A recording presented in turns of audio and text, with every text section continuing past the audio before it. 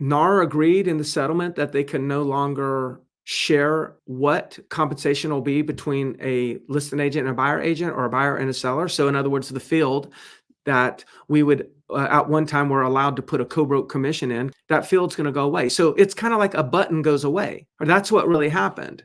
Okay. And maybe another thing that's going to happen is that we have to get the buyer agency agreement signed before we start touring properties, which is really, we already had to get the buyer agency agreement signed. So it's not like there's a new document that an agreement. Maybe the agreement changes a little bit, but for the most part, the process of getting a buyer agency agreement signed, I mean, there's very few states that didn't require that already. Now it's just like, when do you have to get it signed? Are you getting it signed right before you write an offer? Are you getting it signed after you show property and establish rapport? Well, now you have to get it signed according to the settlement, prior to touring property. So is that really that big of a change?